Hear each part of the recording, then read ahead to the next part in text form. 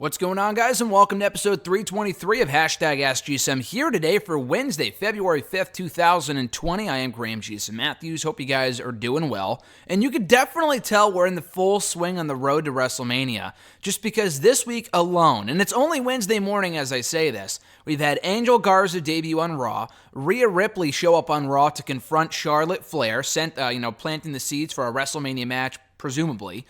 And we've also had Killer Kross and Timothy Thatcher be announced as the latest WWE signees to the Performance Center starting immediately.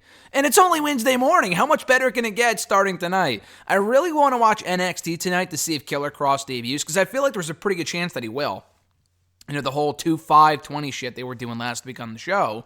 It could be Velveteen Dream. It could be something else, but I don't know. I got a feeling it might be Killer Kross, and the fact they announced his signing last night on Backstage only fuels those rumors that much more. I heard they might be fast-tracking him to NXT TV, main roster, whatever. Probably NXT TV, if I had to take a guess. I think Triple H is very high on Killer Kross, as he should be. The guy is great. I'll talk more about that in depth tomorrow on WrestleRant Radio, which I will be waiting until tomorrow to record.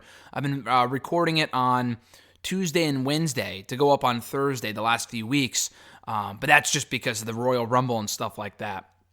But I will be getting back to reviewing Dynamite, AEW Dynamite, and NXT tomorrow on the show. So if it is Killer Kross, you'll be hearing all about it on that show tomorrow. But this is #AskGSM. If you want to send in a question to the show, you can do so by tweeting me on the Twitter machine at WrestleRant with the #AskGSM.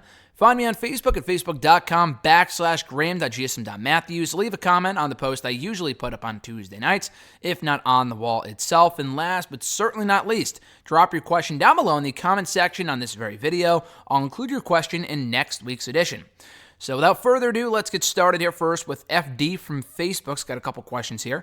First one being, is it just me, or do you feel that Brock Lesnar's appearances on every Raw in 2020 indicate WWE's redemption for the last few times Brock has held world championships that ended up being an absolute train wreck, as he would always no-show for a very long time on Raw or SmackDown while holding the belts, causing the world championships to be absolute downgraded? I had to rephrase a lot of the wording in the question, but I get what you're saying. First of all, I had no idea until I saw someone tweet yesterday that Brock Lesnar has indeed so far appeared in every Raw in 2020. That's crazy. He was on the first Raw of the year. The last Raw he was actually not at was the Raw that I was at, of course. But he was at the first Raw of 2020 when he announced that he would be in the Royal Rumble match. He had that segment with R-Truth the following week. He low-blowed Ricochet the week before, or week after that, right before the Royal Rumble.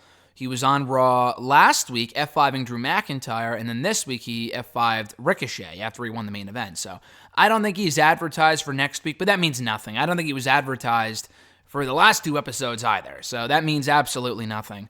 That's really cool, though. I don't think in the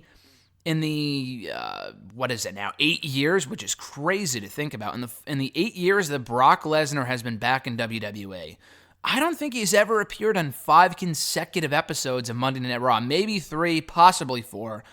I can't remember the last time he appeared on 5 consecutive Raws, and a Royal Rumble pay-per-view on, last Sunday night, 8, 9, 10 days ago at this point. That's crazy, which is really cool. So I don't know what the deal is. I assume that's really just a coincidence. I don't think he signed a new deal that says he has to appear more in 2020. He was doing that for a little while. After the contract that he signed in 2015, he was making a lot more appearances than he was in 2012, 2013, 2014. Starting after WrestleMania 31, when he signed the new contract, he was on way more pay-per-views, like B-level pay-per-views. He was doing house shows. He was appearing in more Raws. It was great. And then somewhere along the way, they just stopped doing that, and he just stopped showing up as much. I really hope that it's not as many dates as it was last year in 2019, and he's just, they're just fucking blowing their load of the Brock Lesnar appearances on the front load, the front half of the road to WrestleMania, and then he won't appear in during the entire month of March. I really hope that's not the case, just because I feel like that would be a massive mistake. But so far, it's been cool to see. And all of his appearances so far have meant something too, which is even better. The only appearance of the last 5 that he's made on Raw that I wasn't a big fan of was the low blow to Ricochet. But even that, in retrospect, made sense, because Ricochet low-blowed him in the Rumble. I was at the time thinking to myself, why did they do that? Why was he made to look like a loser in the face of Brock Lesnar? They did it for two reasons. One, to have Drew eliminate Brock in the Royal Rumble after a low blow from Ricochet for redemption from the week before, and to set up Ricochet as the interim challenger of the month at Super Showdown, which they did this past week. So long-term booking-wise, which is what Paul Heyman is usually known for better or for worse, like they're doing long-term booking with the Bobby Lashley, Lana, Rusev, Liv Morgan bullshit, and that's been absolutely terrible. But the long-term storytelling so far with Brock Lesnar has been really, really good, if only for the last month or two. So yeah, every appearance he's made so far, which, again, he hasn't done a whole lot. He was on the show this week for all of 30 seconds, laying out Ricochet, holding up the championship belt, and that was it, before walking off. But it was still a cool cameo to set the stage for Super Showdown, Brock Lesnar versus Ricochet, first time ever. I'm looking forward to it. I mean, obviously, Brock's winning, as he should. I don't know if it's going to be a glorified squash. I don't know if it's going to be, a competitive match. Will Ricochet get some offense in? Will it be a fun match? Who the hell knows? It's something different, if nothing else, and Ricochet can take the loss. The guy's been doing nothing since the feud with AJ ended over the United States Championship like 6 months ago. So honestly, I'm all for this. FD's second question here. With Edge returning last weekend to the Royal Rumble after presumably being done for good with wrestling due to his neck injuries, is this a sign that modern technology has helped quite a number of presumably retired wrestlers return to good as new, like him and even Daniel Bryan? And do you see this as a good thing long term? Also, with this current development, may we see Paige be able to return to the ring with the same road to recovery like both DB and Edge? That's a great question. I don't think it's a technology thing. I really don't. I mean, obviously, technology is always improving. I'm sure that was a factor. But you got to think, too. Daniel Bryan was only out of the ring for 2 years. I mean, granted, he stopped wrestling in 2015. He actually retired formally in 2016. But it was only a few years. I don't think that technology was that good in those 2 or 3 years that got him cleared. Edge, I can see that being the case with him, because he did retire 9 years ago, and maybe we didn't have the same type of technology back then that we do now. I totally get that. But at the same time, though, I think it has a lot less to do with that and way more to do with the fact that WWE, compared to 9 years ago, a couple of years ago, they have competition now. It's the case with Edge. It's the case with Daniel Bryan. I've seen a lot of people say this in recent days, but I said this from the fucking get-go. The biggest reason why they're allowing Edge to wrestle again was because of AEW. Edge, being the smart businessman that he is, got leverage from AEW for his return to WWE. He talked to AEW first. They were going to give him, presumably, reportedly, a pretty sweet deal. $3 million a year, be a backstage producer, wrestle a couple of matches, which would have not felt right, and I think Edge knows that. He wants to go back to WWE. But AEW, according to whatever doctors they have or whatever doctors Edge has, they were willing to clear him. And WWE all of a sudden had a change of heart. That's no coincidence. Absolutely not. After all this time, only after Edge talking to AEW, they're willing to clear the guy and give him $3 million a year. Come on. Daniel Bryan, I know AEW wasn't a thing 2-3 years ago when he came back to the ring. I get that. It didn't have to do so much with AEW, but what was happening around the time that Daniel Bryan's contract was set to expire? All In. All In was set for September 1st, 2018. Daniel Bryan had gone on the record for at least a year in saying that if WWE will not let me wrestle, I'll just go wrestle elsewhere. In his contract, I assume, I don't know if he would have been able to do it anyway. I think his contract would have expired in late September, so he wouldn't have been able to do it anyway. But he would have gone back to the Indies, Ring of Honor, New Japan, wherever the fuck else, and just wrestled. And WWE did not want to let that happen. Instead, they cleared him, shockingly, minutes to midnight, which isn't exactly accurate because they did clear him like back in March when his contract expired in the summer. But he probably told him, dude, if you don't let me wrestle, which I know I can because I've seen doctors, I've been cleared by many doctors except for yours, I'm just going to go wrestle somewhere else. I feel like I can. Edge was the exact same thing. He felt like he could still go after, I guess he said on his podcast that he felt like he could wrestle one more match if he wanted to. And I guess he took a pretty bad spill on a bicycle ride one time. on like a mountain bike or something, and he was fine. Like, the whole thought a decade ago was, oh, if Edge takes another bump, his career could be over. No, not career. His life could be over. He could die. Clearly, I don't know if they were over-exaggerating per se. The doctors wouldn't lie about that type of thing. It was just a precaution. They didn't want to take that risk. Maybe the neck has improved in the last 8 to 9 years. He had spinal stenosis, which I guess is what Sheamus deals with. Stone Cold Steve Austin has said that he has dealt with that. That's what actually ended his in-ring career. I don't know if that's something that really goes away over time, because Stone Cold's another guy that is never coming back for another match. I mean, I guess anything's possible. I just wrote that off as a possibility a long time ago, after the Punk match, which would have been perfect back in 2012, 2013. When that didn't happen, I kind of figured, okay, the guy's not coming back.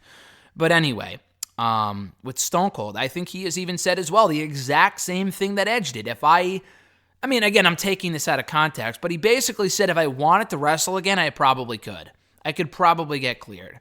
Maybe not 15 years ago, but again, maybe the neck has improved. He's had surgeries. I don't know. And Edge has had multiple surgeries. He never really clearly laid out the process and what it took for him to get cleared. Daniel Bryan did when he came back. Edge, not so much. We really honestly still do not know what's been going on with Edge. Yeah, he talked to AEW, and I get that, but like, how the fuck did he get cleared in the first place? And why now? Why would he want to wrestle now as opposed to 5 years ago? Like, that's what I don't really understand.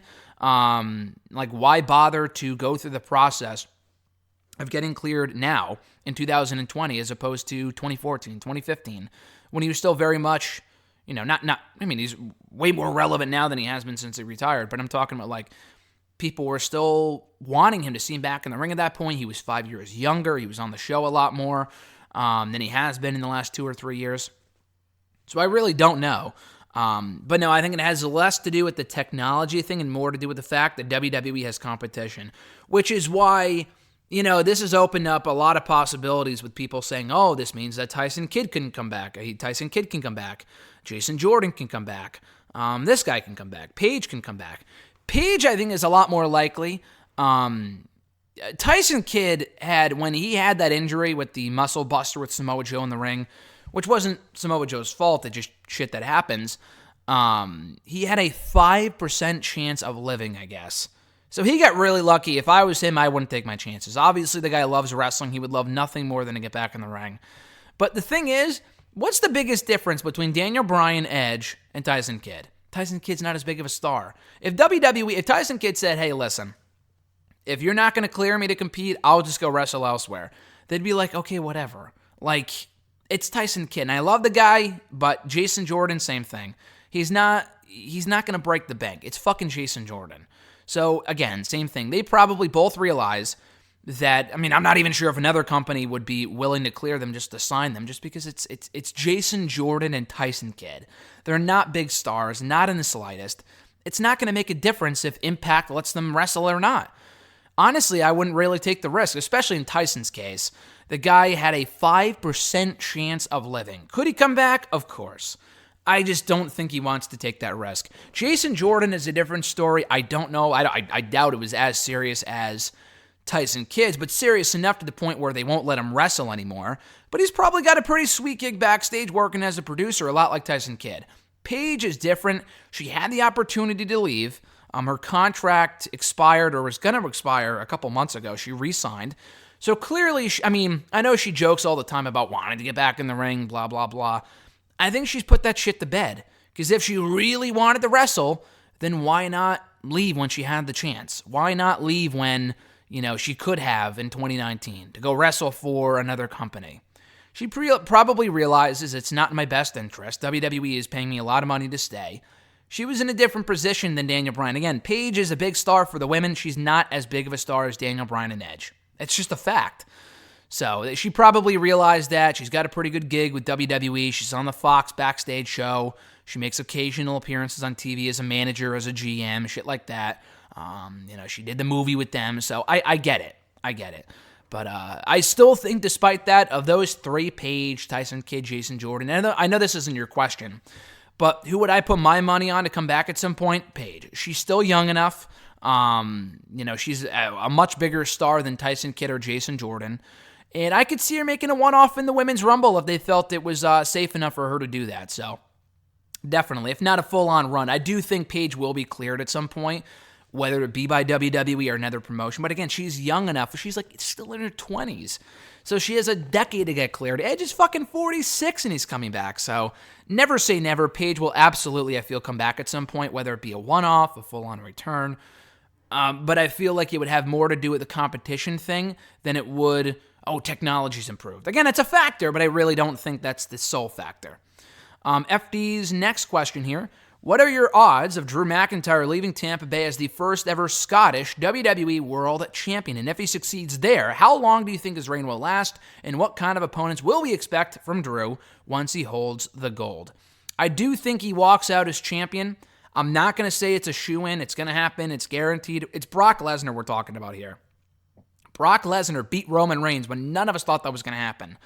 And because of that, I'm thinking, okay, Rollins may not have a great chance here just because you got to consider the circumstances too. Because Brock lost last year. I'd be shocked if he lost 2 years in a row at WrestleMania. Not shocked, but it is Drew McIntyre. But it's not guaranteed that Drew's going to win. It's not like Drew is some big, he's a jacked up guy, but he's not a monster.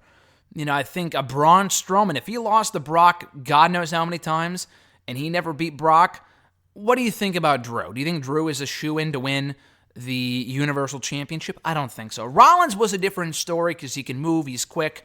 Drew's a powerhouse. Could he believably beat Brock Lesnar? The answer is yes. He definitely could. The issue is that will they have Brock lose 2 years in a row? And last year, the thing with Rollins was, okay, we know Becky Lynch is probably winning. Kofi has to win. I feel like Rollins might be the odd man out, but they had him win too. They had all three of them win, which was great. Very unlike WWE, but they gave the fans what they wanted. Give them as much shit as you want, but they gave the fans on that night what they wanted on the most important event of the year. So with Drew and Brock, Paul Heyman may have gotten Drew to that spot and giving him the Universal Championship match at WrestleMania, but that doesn't necessarily mean Vince is willing to go all the way with Drew and give him the championship. I think if they don't have Drew win, that's a massive mistake. They need more stars. I get asked all the time, what is the biggest issue with WWE and why aren't the ratings going up, blah, blah, blah. They have no stars. They have great matches, some good stories, some much better than others, but the issue is that they have no stars. People 10, 15 years ago, the product at times was pretty fucking bad, but they had stars though. Edge was a star. Randy Orton was a star. John Cena was a star. Batista, Triple H, you name them, Undertaker. They had the most stacked roster of all time. So say what you will about the mid-2000s, which people don't notoriously poop on anyway, but they had star power because they gave people a reason to care about these characters. The wrestling is much better now compared to 15, 20 years ago. The issue is that no one feels overly special. You can attribute that to a number of things. 50-50 booking, just the vast amount of talent they have now, the vast amount of programming they have now. It's just a different time. Not even compared to the Attitude Era, but even just compared to 10, 15 years ago. They're just not putting as much effort into one person as much as they are Roman Reigns. He feels to me like a star. Rollins feels like a star. And when I say star, I'm talking about someone that will never, ever go beyond a certain level. And I mean below a certain level. Like Rollins, they could be a tag team guy, and Reigns too, a tag team guy, a mid-card guy. They will never be on main event wrestling fucking Cedric Alexander ever again. That's never going to happen.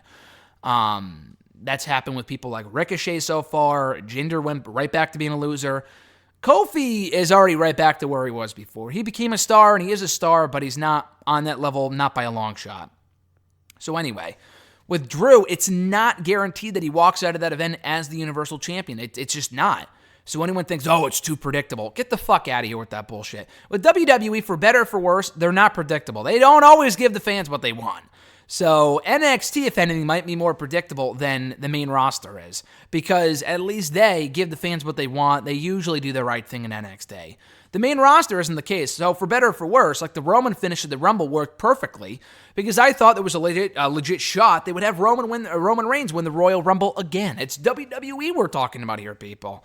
So again, I'm not convinced they're going to have Drew walk out as champion. If you gun to head, who do I choose? I choose Drew McIntyre.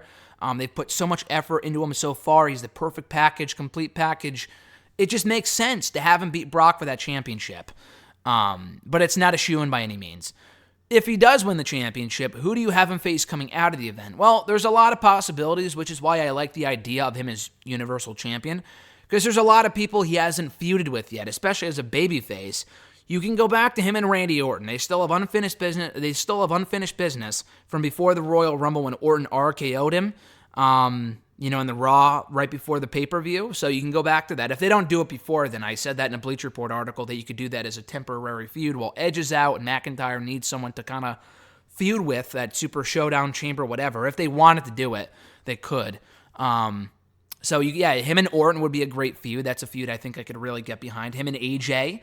AJ really hasn't been involved in the Universal Championship picture much at all. He went for the belt that one time against Rollins and Money in the Bank, but that was about it, and that was when he was still a babyface. So AJ being back in the title picture, him and Drew would be fresh. I don't think we've ever seen that match before, one-on-one. Drew showed up in TNA right after AJ left, about a year after he left. So they never crossed paths. They had that triple threat match on Raw a couple weeks ago where Drew pinned AJ, which was kind of cool. But they could always go to Drew and AJ after WrestleMania. I saw people saying Jinder. No fucking thank you. I know it would make sense, and I like things that make sense. So in that way, yeah, it would be nice. But it was also nice on paper for a fresh face like Jinder to get a championship opportunity 3 years ago, and it fucking flopped like a fish. So I do not want to see that. I know, you could say that, Jinder reinvented himself the same way that Drew reinvented himself. They both got fired in 2014. Jinder's jealous of his success. Dude, a Drew-Jinder match sounds like the cure for fucking insomnia. No thank you. And I'm not talking about the cookies either. I'm talking about, that shit would put me to sleep. So no thanks. Keep Jinder as far away from the championship picture as possible. Obviously you could do a rematch with him and Brock like they did Rollins last year, which, depending on how good the match is, may or may not be necessary. They're not going to have Brock lose twice. They did the Rollins, which was shocking. I was absolutely shocked they had Brock lose to Rollins twice. So I don't think they would do a rematch, even if that did happen. Him and Andrade, if Andrade kind of moves up the ladder and drops the U.S. Championship by then. There's him and Rollins. Oh, him and Rollins would be a great feud. They have a lot of unfinished business from the last couple of years. Drew even pinned Rollins before he became champion last year. Honestly, that was the feud that I wanted coming out of WrestleMania this year, or rather last year, and we didn't get it. We got fucking Baron Corbin instead. They could do another shakeup coming out of Mania, which I feel that they will. They shouldn't. They just had the draft in October.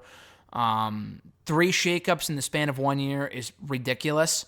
So I really hope they don't do that. But yeah, they could always have someone from SmackDown come over and face Drew, someone like a Corbin or a Wyatt, which I hope he stays on SmackDown at this point.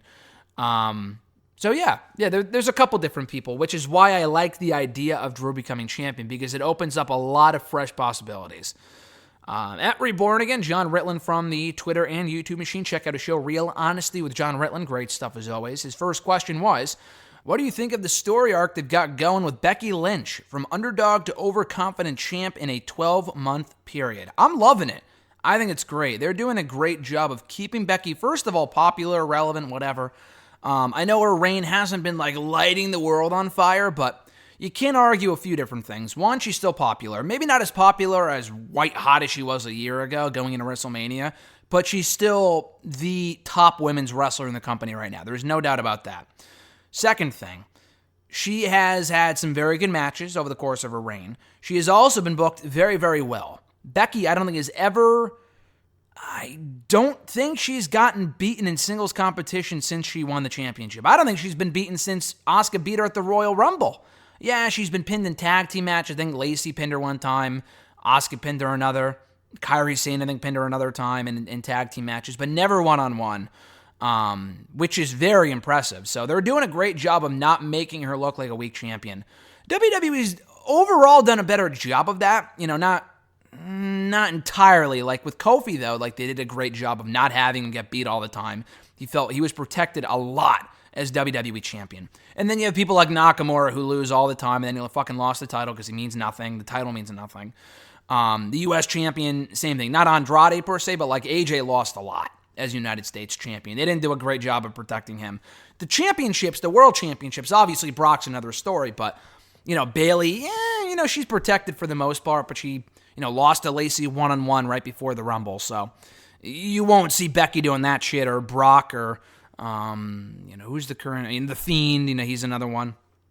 Anyway, But I do like with Becky Lynch's story arc, what they're doing right now, teasing a heel turn. I've picked up on that as well. Will they turn her into a full-fledged heel? I don't think so, at least not right now. At some point, it would be cool for her to go back to what she was when she first went heel, like a year and a half ago. She's still too popular to turn her heel. And not only that, but like, if they're going to have her face Shayna Baszler at WrestleMania, why would she be the heel? Like, a babyface Baszler versus heel Lynch feud just sounds bizarre. I want to see the match, but it's got to be babyface Becky, heel Shayna. So I don't think they're going to do it right now, but she is getting overconfident. She's not the underdog anymore. She beat the one person she can never beat in Asuka. So she has no reason to be worried or feel like she can't beat Shayna Baszler, I guess Baszler beat her in that triple threat even though Becky wasn't pinned. But anyway, though, yeah, I'm really liking it. Becky, whether it's her idea, WWE's idea, a combination of both, they're doing a great job of having her not do the same thing that she's been doing since the get-go. They turned her face when it was necessary to turn her face. They weren't stubborn and, fought against it. She probably shouldn't have been a heel to begin with, but, hey, that heel turn at SummerSlam 2018 ended up being the best thing for her career, hands down. So they're not fighting it. They went with it. They put the championship on her. She was booked to look like an underdog when necessary. Now she's beaten everyone, so she would be confident. It makes sense. So I really like what they're doing with Becky, and I'm looking forward to seeing where it goes. I do ultimately think they're still planning on Becky and Baszler for WrestleMania, as they should, because no other WrestleMania match makes sense. People may be thinking, they could bring back Rousey and have her be the babyface. Not saying that people suggested that, but if you are, I just don't think that makes sense. Even if they were to turn Becky heel, I still think they would boo Ronda over Becky. Becky's been here for the last year doing all this shit, and Ronda just fucking took a vacation, so why wouldn't they boo Ronda Rousey over Becky Lynch? But I do like what they're doing with Becky. I'm looking forward to seeing where it goes going into and coming out of WrestleMania. His second question, what are your thoughts on makeshift tag teams winning the tag team titles quite a bit over the last few years in WWE? Not a fan of it, as anyone, as most people would be anyway. I'm a fan of traditional tag teams winning the titles. Now, if it makes sense for a makeshift tag team to win the tag team titles, for example, I'm not a big fan of this, but Adam Page and Kenny Omega. I know it's AEW, but I wouldn't have done that. They're booking them at the expense of everyone else in that AEW tag team division, but it makes sense with the story they're telling, and they're clearly at some point turning Adam Page heel. And it makes sense because they were already friends in the Elite anyway, so it's not like two random people. Bobby Roode, Robert Roode, whatever the fuck, and Dolph Ziggler came together on a whim. They work well together, but there was zero explanation as to why they were put together. And they won the tag team titles. Rollins and Strowman won the tag team titles.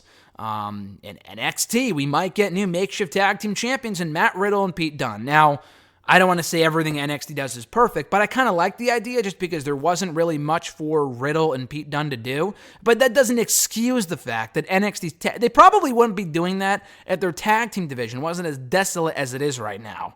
If they had a very strong tag team division, they probably wouldn't be doing that. But then again, they're doing it right now with Adam Page and Kenny Omega and AEW, and they have a great tag team division, but at least it makes sense for them to do that because of their story. In NXT, they have, the Forgotten Sons? Undisputed Era. Who else did they even have? I have no idea. They should hire Alex Shelley, put him with Kushida, and have them go for the gold. But it's going to be Riddle and Dunne, probably winning. I'll get to that momentarily, but someone else asked me about the BroserWeights potentially winning the tag team titles, which is very possible. I'm not a big fan of it, though. I would rather see traditional tag teams win the titles. But again, if it makes sense or the two people work amazingly well together, then I'm all for it. But other than that, I'm just not. I would rather just see them put that much effort, that same effort, into the tag teams they already have that they're not already doing anything with. People like the OC. The Usos are fine for the most part. What other teams are there? I have no idea. The Clones aren't even around. The Ascension got released. God, I have no idea. But that's pretty bad, isn't it? The New Day, they're fine. They're like bulletproof. They're unstoppable at this point. They're like the level of stardom where they'll never be anything less than what they are right now. I think that's pretty safe to say because they're so popular and they're so good. But yeah, I'm not a big fan of the makeshift tag teams unless it makes sense. Like the Rollins-Strowman thing was just fucking dumb. I know they were telling a story with them, but it wasn't a great story, and having them win the tag team titles at the expense of the OC made absolutely no sense. That was stupid. His next question, non-wrestling related question here, but what movie do you think will win Best Picture, and what one do you want to win? Looking at the odds, it looks like 1917 is favored to win the award. I didn't see it. I heard it was a great movie. I think it's still out in theaters, so I may go see it at some point. It's probably still in theaters because it's probably going to win the Oscar for it. But yeah, no, I'm looking forward to that. I mean, there were a lot of good movies that came out in the last year. I'm looking forward to watching that at some point. If it's not 1917, I think I saw that the second movie, nothing else came close. Not even The Joker, which is a shame because that movie was awesome. I don't think that'll win Movie of the Year. It was a great movie, one of my favorites in recent memory. I think Joaquin Phoenix might win Best Actor, but I don't think Joker will win Best Movie.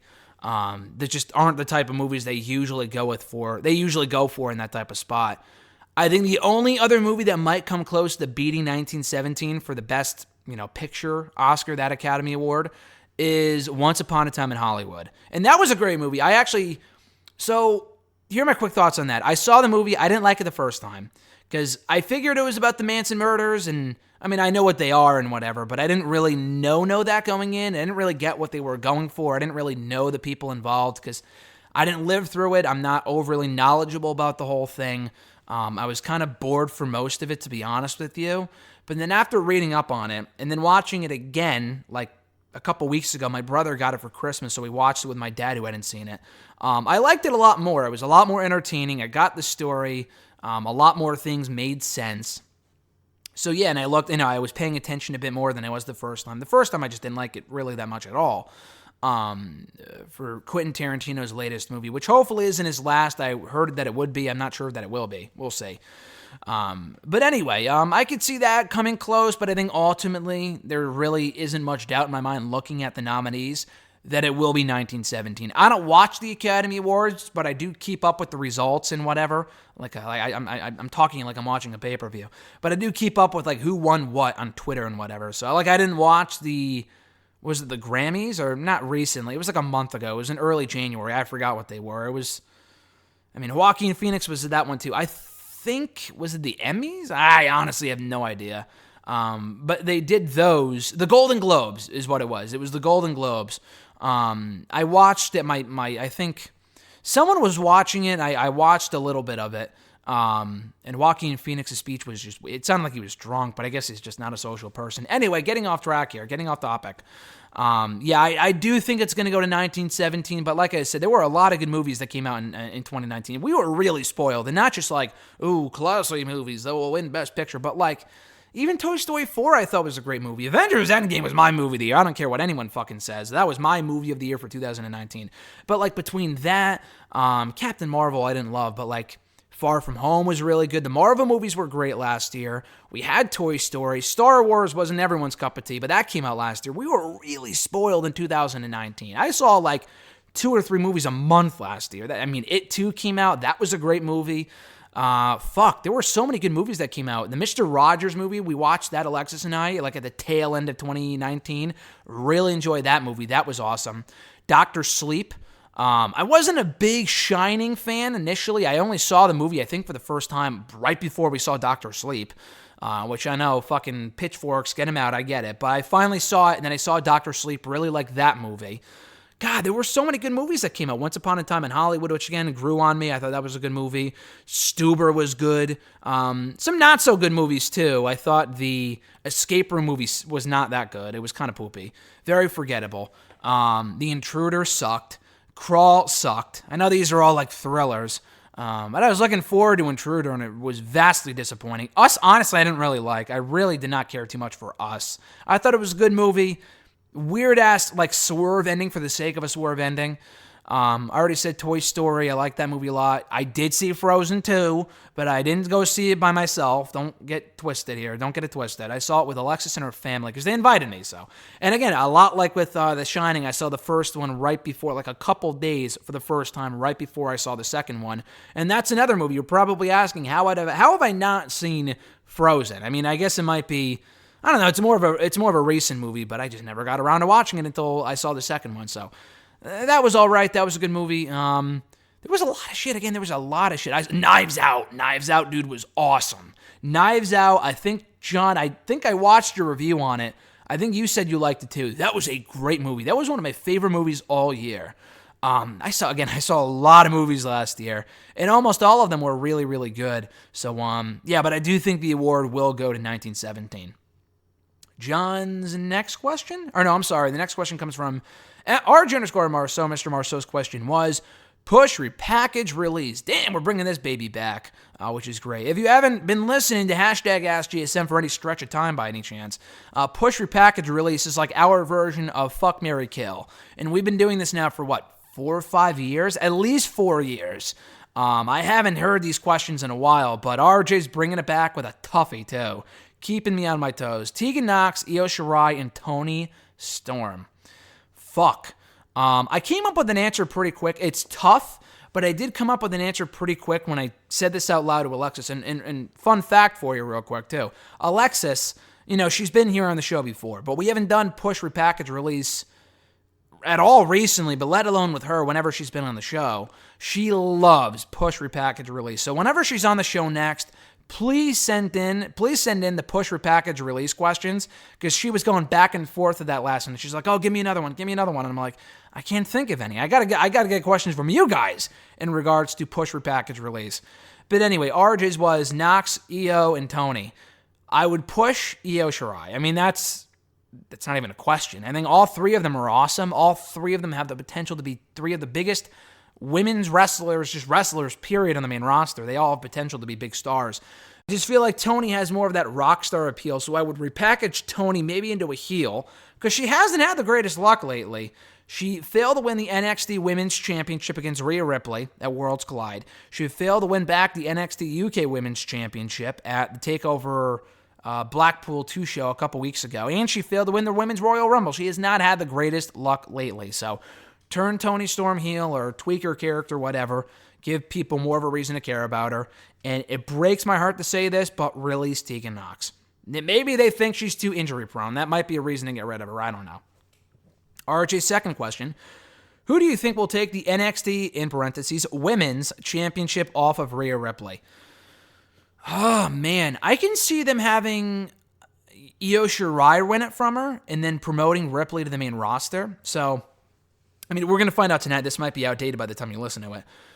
Because Charlotte is facing Rhea very likely over WrestleMania weekend. I would be shocked if it wasn't Charlotte Ripley for the NXT Women's Championship. How does that affect the takeover that weekend, which, as far as I know, is still going on? I'm pretty sure they're doing a takeover that Saturday. Otherwise, why wouldn't they do the Hall of Fame on Saturday? They're doing, obviously, a takeover on Saturday. They have to, because the Hall of Fame is on Thursday, SmackDown's on Friday in that same city, takeover is on Saturday, and then Sunday's WrestleMania, then Raw on Monday. So they're clearly doing a takeover on that Saturday. What do you do with it, though? Do you do Charlotte and Ripley a takeover? I don't think so. I mean, Charlotte's match, it was for a championship, but it's also at WrestleMania. And I think, I still say yes, and if it's Io and Ripley, which would be a money match, I feel like that's the biggest women's match they can do right now in that division is Io and Ripley. But then Io's not winning, so I don't know. But anyway, putting that aside, who do you have beat Ripley, or who do you have beat Ripley for the championship? And that's another thing too. I would not have Ripley lose to Charlotte. So to answer your question, it's not Charlotte. I would have her retain. I think it would be just astronomically stupid to take the championship off of Ripley just to give it to Charlotte. I know, it'd be cool to have Charlotte back in NXT. They don't need her. They have so many women's talent. They need fucking talent from NXT. If anything, they need Rhea Ripley on Raw or SmackDown.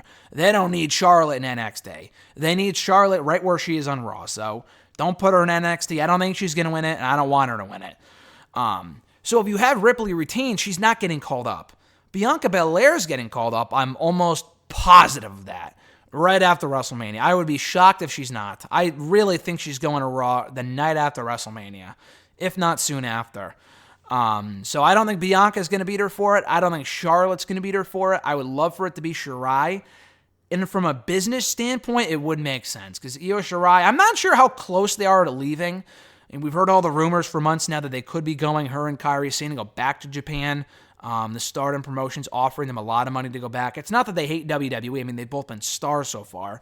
But at the end of the day, Io Shirai is still in developmental. So if they're not going to call her up, giving her the championship would be the next best move. So I got to say Io Shirai, because if it's not Io, Tegan Nox would be cool a little bit, just because Tegan Nox did get injured, lest we forget, in that match with Rhea Ripley. And they never really went back to that because Ripley was a babyface when Tegan got back. So you can't really play off of that, unfortunately. I mean, I guess you could if you wanted to, even though they're both babyface. And I wouldn't turn Tegan Nox heel either, and at least not right now.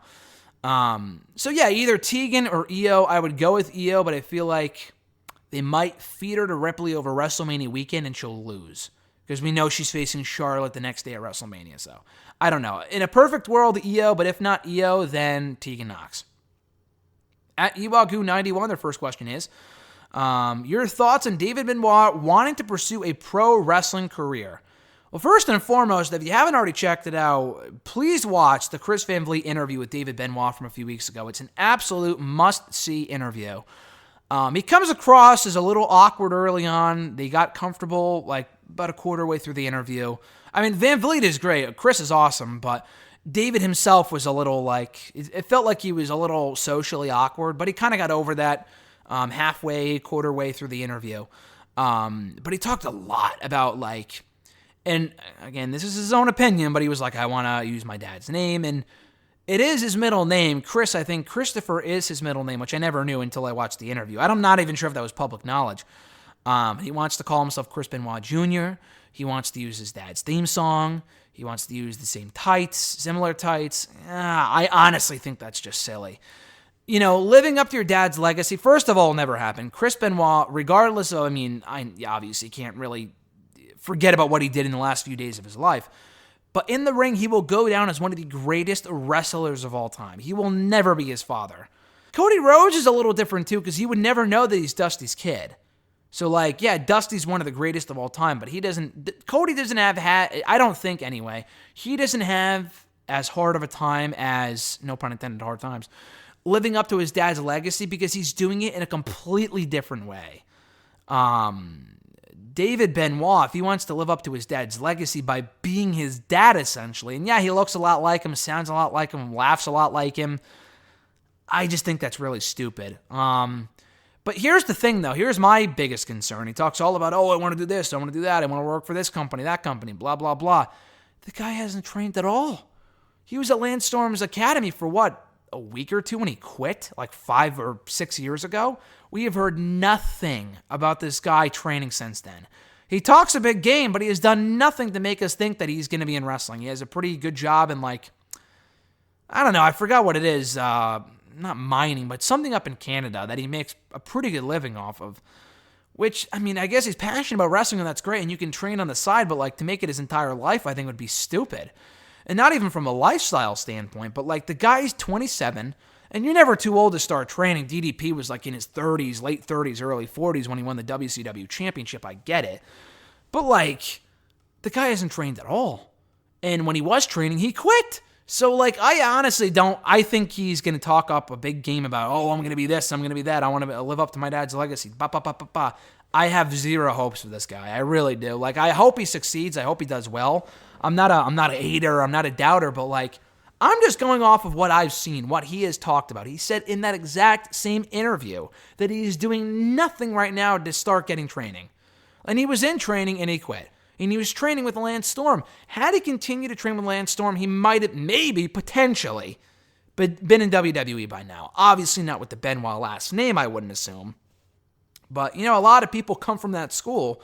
People like Chelsea Green, Tyler Breeze, Emma, all went through Lance Storm's academy to get to WWE. Peyton Royce is another one. Maybe Billy Kay. I'm not sure if Billy Kay was there, but definitely Peyton Royce, I think. But anyway, as far as I know, he has not done anything wrestling related recently. So he's got to start on that before he can, break into the business and have aspirations of being like, winning the WWE Championship like his dad at WrestleMania. So he's got to figure that shit out first. His second question, do you see the BroserWeights winning the NXT Tag Team titles from Fish and O'Reilly? I actually do, because if it's not if it's not the BroserWeights, then who do you have them drop the championships to? I mean, I would love it if Undisputed Era retained, but I would also love it if Dunn and Riddle won the tag team titles too.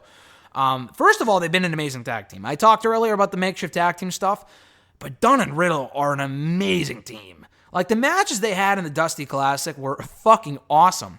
The matches with Imperium, the matches with Flash Morgan Webster and Mark Andrews, and then finally with the Grizzled Young Vets were all excellent matches. So yeah, I honestly hope they do win the tag team titles, because again, if it's not them, then who is it? The Forgotten Sons? Get the fuck out of here.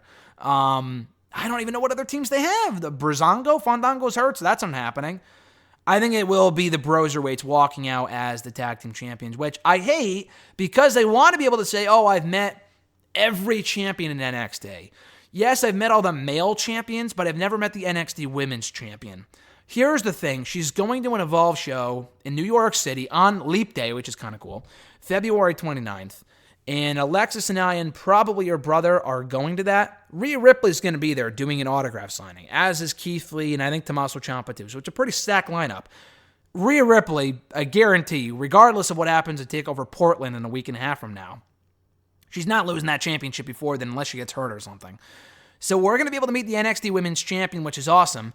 And then I'd be able to say, yeah, I've met all the champions, because I met Undisputed Era as a whole a few years ago, about in, I think, 2018 with Alexis. So I would be able to say I've met every champion, including male or female in NXT after that. But the issue is that TakeOver Portland is next weekend. So I've met Matt Riddle, but I've never met Pete Dunne. So that kind of sucks. But anyway, I do think they will win. Putting my personal bias aside, I do think they will win. And it will be pretty cool to see Riddle finally holding gold for a change in NXT. And Pete Dunne, too. He was the WWE UK champion, but he has yet to hold gold in NXT proper. So I'm looking forward to seeing how that match is going to play out, because it looks absolutely incredible on paper. Their next question: would you compare the feud between Tegan Nox and Dakota Kai to Johnny Gargano and Tommaso Ciampa's? That's a good question. I would, but it's not the same. I mean, Gargano and Ciampa had the single greatest feud in NXT history. I would go on the record in saying that. Tegan Nox and Dakota Kai has been a really good feud so far, but first of all, they did not blow off Gargano and Ciampa on a random episode of NXT right before TakeOver. Could you imagine Gargano and Ciampa on like the NXT before TakeOver New Orleans, and then they do the street fight at TakeOver? I would not have done that. I know they're doing a street fight at TakeOver next week, and they don't do street fights ordinarily in NXT. They've had the one between Gargano and Ciampa. I wanted to say they did one with Io Shirai and Sheena at TakeOver, but that wasn't a no DQ match, I don't think. Was it? I don't remember. I don't think it was. I think they did the steel cage after that, but I don't think the TakeOver match was no DQ. I can't remember a single no DQ women's match they've done on these shows. They've done Iron Man, but I don't think they've ever done like a hardcore women's match on one of these takeovers. I don't think. And NXT doesn't sell their shows on hardcore matches, which I like. They've done ladder matches, steel cage matches, last man standing, but never, like, not every takeover has to have like a no DQ match, you know? But yeah, so it's not the same. It's kind of similar, like the similar breakup and how I mean, we all knew it was coming, but we didn't know when it was coming. So I thought the execution of both turns was great. The match last week was good, but again, it was a couple minutes. So I can't even really compare it in that way. Once it's all said and done, maybe then we can compare it. It's similar in certain respects, but it will never be the same. Gargano and Ciampa were literally feuding for like 2 years. Like, they started together in NXT in 2015. They got signed together in 2016. They won the tag team titles together. They lost the tag team titles. Ciampa got hurt, or he turned on Johnny, and then he got hurt, and he took time off. They built the feud for a year. They teased it for a year. They had their first match. Gargano wins. Ciampa wins the championship. They had their second match. No, they had a match before that, actually. They had that one in Chicago, the street fight, that Ciampa won. Then they had the third match that Ciampa also won.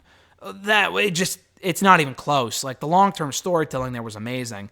And, you know, Tegan Nox and Dakota Kai are close, but we didn't really know them as friends on TV up until like literally October. So it's not even remotely the same thing, but it is similar in certain respects. At Jeremy8911 from Twitter, thoughts on Angel Garza being paired with Zelina Vega, and could you see this leading to either a group with Zelina, Andrade, and Angel, or Andrade turning face when he returns and feuding with Angel Garza? I've heard the face thing. I saw a few people, bring that up as a possibility. So this is what I want, ultimately. I want a fatal 4-way at WrestleMania with Carrillo, Garza, Mysterio, and Andrade. I don't think you can have 3. I mean, you could do anything you want, but I think it would make more sense if you had 2 heels and 2 baby faces. Then that way you could do tag team matches, singles matches, whatever. And I think Andrade works better as a heel. I'm not saying that he won't be a great face at some point. He didn't really get over great as a face early on in NXT, but it's a different story now that he's really been allowed to develop more. So anyway, with Andrade, I wouldn't turn him face anytime soon. Yeah, it would make sense, but I would keep him heel and have him and Garza as the heels, and then Carrillo and Mysterio as the baby faces. Yeah, it is a bit ironic having like 4 Latinos face off for the United States Championship at WrestleMania, but I think it would be awesome. The match would be great. Garza and Rey had a really good match on Monday. Andrade and Carrillo have had some really good matches. Andrade and Mysterio had some great matches as well. So I think it just makes sense, to be honest with you. And yeah, with 4 guys, you could absolutely drag this on until WrestleMania. You could do Garza and fucking Carrillo at the Super Showdown show or at Elimination Chamber. And Andrade won't be back until after Super Showdown anyway. So it makes sense. But anyway, I know originally I said Andrade and Aleister Black for the U.S. Championship at WrestleMania. But now that Garza's on the main roster and Mysterio's still involved, I think it makes a ton of sense to do this instead, and maybe then instead of Black going for the championship, maybe he faces AJ Styles. Like I think that would be just as big for Black as it would be him going for the U.S. Championship. But yeah, there's a lot of possibilities there, and I'm liking where they're going with the United States Championship scene. A lot more interesting than what they're doing with the IC Championship, or what they're not doing, rather, or that championship over on SmackDown. I'll say that much. Jeremy's second question, current tag team member, with best potential on their own.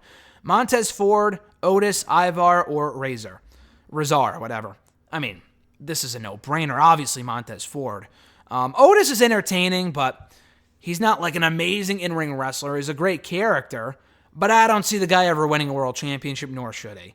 Ivar and Razor are very good in their respective tag teams. I could never see them being pushed as anything other than tag team guys, which is good. Like Bobby Roode is a single star. I've never seen Ivar in the years that I've known War Machine, War Raiders, Viking Raiders, whatever the fuck, Viking Experience. I've never really seen him on his own. And I don't really care to. He just kind of seems generic. But as a tag team, it works. Razor, same thing. Razor or whatever. Montez Ford has star written all over him. I love the Street Profits. They're great together. I do not want to see them split anytime soon. Do not make the same mistake that they did with Enzo and Cass, where they're... Gee, I thought someone had fucking banged in my window.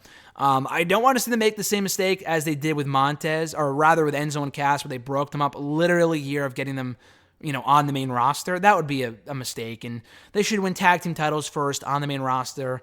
They won the NXT Tag Team Championship, but they deserve a run with the Raw Tag Team titles at some point too.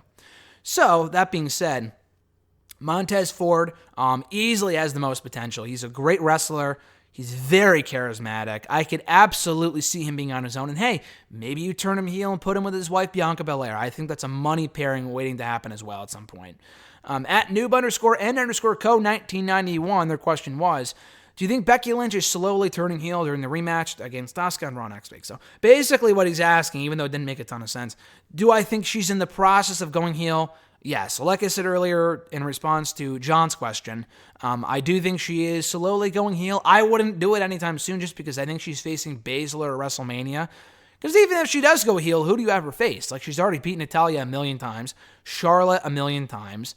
It's not going to be fucking Liv Morgan, so I don't know. I would keep her babyface, call up Baszler, have Becky be the babyface, keep Shayna heel, and then do that match at WrestleMania.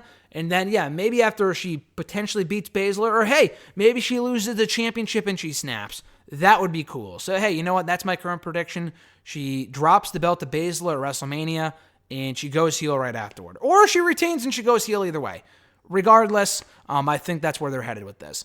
At E13A, non-wrestling related question here, is the Disney Star Wars trilogy good? I mean, this is subjective. I think it's good. I've enjoyed the movies overall. The Last Jedi was a fucking train wreck. I mean, I liked it a lot of the time, but like after watching it back, I'm like, holy shit, there's so much wrong with this movie that didn't really make sense with what they did in the following movie and with what they did in the previous movie with Not The Rise of Skywalker, The Force Awakens. I enjoy the movies overall, though. I'm easy to please. I mean, that's not surprising. The movies are very polarizing. They're probably even more polarizing at this point than the prequels were, and people shit all over those. I think they're better than the prequels. That's just me. Even Last Jedi, which a lot of people said, oh, it's so bad. I think it's better than fucking Clone Wars or the first Phantom Menace or whatever. Granted, the Empire Strikes Back, what is it? Revenge of the Sith was awesome. I thought that was a great movie. That's probably better than any of the new Star Wars movies they've made. Debatable, I know. I like Force Awakens a lot. Rise of Skywalker I also liked. I enjoyed it on the whole. So I'm going to say, yeah, it's good, but it could have been so much more. They could have done so much more than what they did, because they really fucked up the hype for the trilogy with, what is it? Fucking, not Force Awakens, The Last Jedi. After that movie came out, people just... that killed any anticipation people had for the next movie. And it didn't do as well as they thought that it would, box office-wise. It really died out fairly quickly. And that was it. I mean, it kind of felt like they were getting it over with just to get it over with, So I would say that it's good, but it could have been so much better. It could have been so much more. His second question, who's capable of beating the Fiend? Because so far, every Fiend match has shown me that he can no-sell all the damage that he takes whenever he feels like it. They've done a better job of that, I will say. You are right, but, I mean, he kicked out of fucking how many curb stomps at Hell in a Cell and at the Crown Jewel show against Rollins.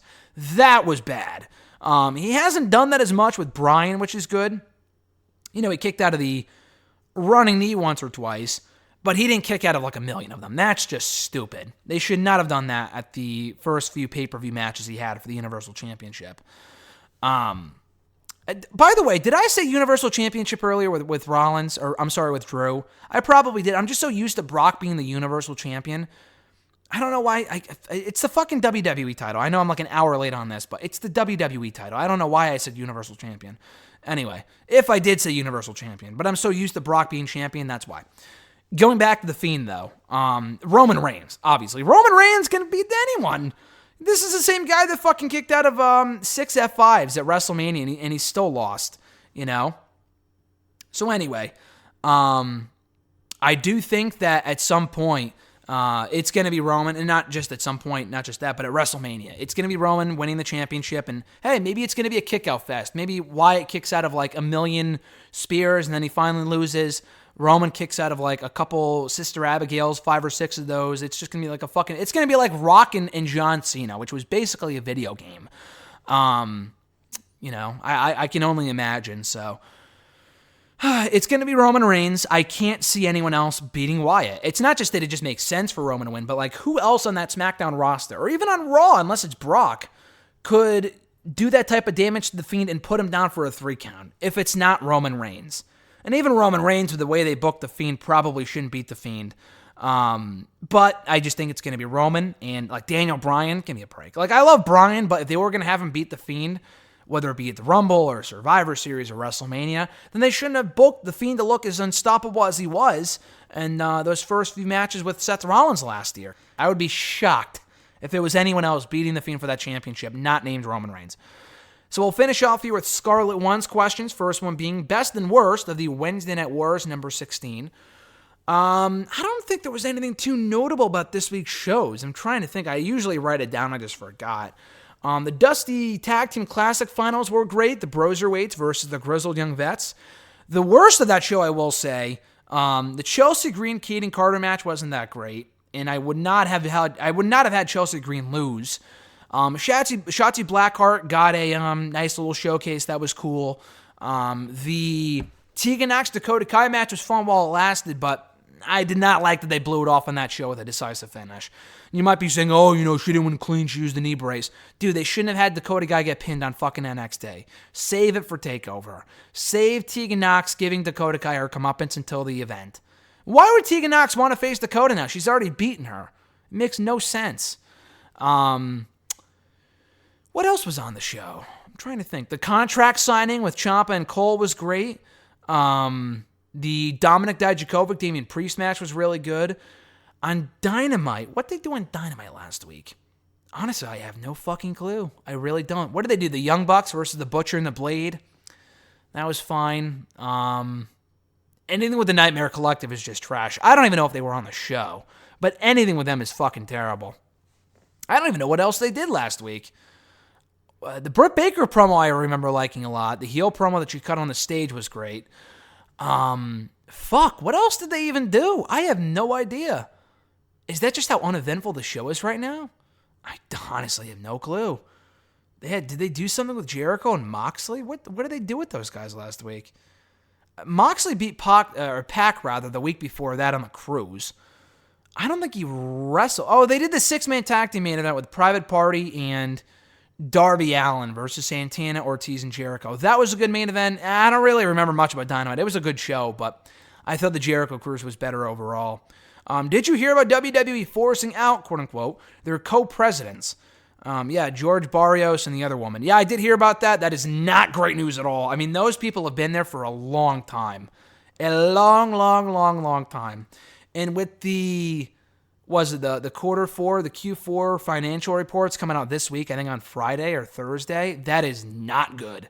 That is not a good sign. I'm not saying the company's going to close, but that's a pretty big change. Unless they really fucked up or like there was a scandal or something. I feel like we would have heard of it if that was the case. We would have heard something along those lines. I feel like they just got rid of them because Vince didn't want what they wanted. They didn't fit in with what he wanted for WWE, which, they're very responsible with how they got WWE to where they are today financially. So for them to be forced out the way they were and when they were is not a good sign. So I guess we'll find out in the next couple of days when the reports come out from WWE. Did you hear about Bret Hart being diagnosed with skin cancer? Yeah, I did hear about that. Terrible news. Bret Hart just has terrible luck between the strokes, the fucking skin cancer. He had prostate cancer about 4 or 5 years ago. Thankfully, he kicked out of that. That, I think, is way worse than the skin cancer. Not to say that skin cancer is a joke, but, it's treatable. It can go away. I think he's already working on getting it taken care of, so that's great news. But any type of cancer, you hear the word cancer, and you're like, holy shit. And this guy's already been through enough. So that's not good, but I think he will get it taken care of. It wouldn't be fatal. It shouldn't be fatal. He should be fine, so that's great news. And finally, we'll end it on this note. What does the month of February mean to you? Interesting question, odd question, but I like the question. I like the month of February, I really do. First of all, it's right next to the road to WrestleMania. We're in the midst of the road to WrestleMania. As a wrestling fan, that's very exciting. January is great, but I feel like there's so much going on. We had so many wrestling shows. I feel like January went by, there we go, like that. I botched the first time. We had, the Rumble. There was Bash at the Beach. They had the Jericho Cruise. They had the TakeOver Blackpool 2 show. Worlds Collide. I already said the Royal Rumble. Wrestle Kingdom. There's so many wrestling shows last month. This month, there's a lot of wrestling shows too, but not nearly as much, which is good. I know Ring of Honor's got a couple shows coming up. They have a free show on Sunday. NWA had a pay-per-view back in January too. I forgot to mention that. We have TakeOver Portland coming up, which is cool. Super Showdown on the 27th. Revolution on the 29th. I'm going to an Evolve show that day, like I said earlier. As I mentioned earlier, so that's something to look forward to. I like Valentine's Day. Couldn't tell you. Obviously I have Alexis, but I don't know. I liked Valentine's Day even when I didn't have a significant other, even when I didn't have a girlfriend. I still liked Valentine's Day. I don't know why. Don't kill me. Don't hate me, but I did. I don't mind Valentine's Day. I don't hate it as much as other people have or did or whatever. But I got big plans for Valentine's Day this year, so I'm looking forward to that. I'm looking forward to the month of February. I really am. We're only 5 days in, but it's already been a good month, and I'm looking forward to what else it has in store in the weeks that remain. It is the shortest month of the year, so that's another thing too. It's over. It'll probably be over just as quickly as January was, but yeah, I'm looking forward to seeing how it's going to play out. And I know I'm talking wrestling here. I'm talking in wrestling speak. But there's a lot to look forward to. I'm personally excited. On the agenda so far in terms of stuff that I have going on, we were just at an NEW Northeast Wrestling show a couple weeks ago. I had a great time. I feel like we have one event a month coming up. So we had that last month. This month, it's at the tail end of the month, obviously. But Elite Day, there's another thing I don't know why I'm excited for, but I am. I think that's fucking cool. It's a day that only comes once every 4 years. And I can say I went to a wrestling show on that day when I go to Evolve that day in New York City. In Queens or wherever it is. That's pretty cool. I don't think I'll ever be able to go on a wrestling. I don't think I'll ever be able to go to a wrestling show on Leap Day again. And if I do, we can come back to this video. But I think in 4 years, it's going to be on a Thursday. I don't know what wrestling show I'm going to on a Thursday. I guess we'll check back in a couple of years when I'm still doing the show in 2024. But yeah, I think that's pretty fucking cool, to be honest with you. Like, we had Leap Day back in 2016 when I was doing this show, but it was on it was on a Monday. But I started doing the show. Wait a second, did I do hashtag AskGSM on that day? I actually fucking might have. I might have done hashtag AskGSM on that Monday, because that's when I was doing the show on Mondays. Fuck, we've done a hashtag on Leap Day. We've done I mean, it doesn't really mean anything to you guys, but for me, I think it's pretty cool. Yeah, we did I'm pretty sure anyway that I did a hashtag Ask. I don't really remember it. I'd have to go back and listen to it. But we did a hashtag on Leap Day. That's pretty crazy. But I am going to a wrestling show that day. That's exciting. I'm going to probably, almost certainly, the big event for the second time. I was there in November. I'll be there in March, on March 7th to be exact. Got a couple former IC champions that are going to be there, so I got a couple signatures to get. Not going to WrestleMania. It's not a swerve. I'm probably, unless something changes at the last minute, 99% sure I'm not going. Partly because I'm going to California before that. So I'm going to be in California from Friday, March 13th through Wednesday the 18th. So I'll probably put up hashtag. I mean, I will do a hashtag, but it's a matter of whether I record it in advance or, I don't know, or record it on Thursday when I get back. I'm not really sure. I guess we'll figure it out. But at any rate, though, so we'll figure that out. I'm looking forward to that, though. I'm going to Disneyland in Anaheim, to be exact, so I'm looking forward to that. Not going to WrestleMania also because I'll probably be going to SummerSlam weekend, which is in Boston. So SummerSlam itself, I haven't been to since 2016, so I'll probably go to that. And TakeOver the night before. Probably not Raw. I did the whole TakeOver SummerSlam Raw thing a few years ago, and it was just a lot. And that was in Brooklyn, and it was a different story, but I'll probably just do TakeOver and SummerSlam. And yeah, so I'll probably just do that. So we have that to look forward to, and I might go back to New York City for the Impact pay-per-view in April. They're doing their Rebellion pay-per-view, I think it's called, I forgot where it is. It's in like mid to late April, so I have never been to an Impact pay-per-view before. I've been to a number of Impact shows.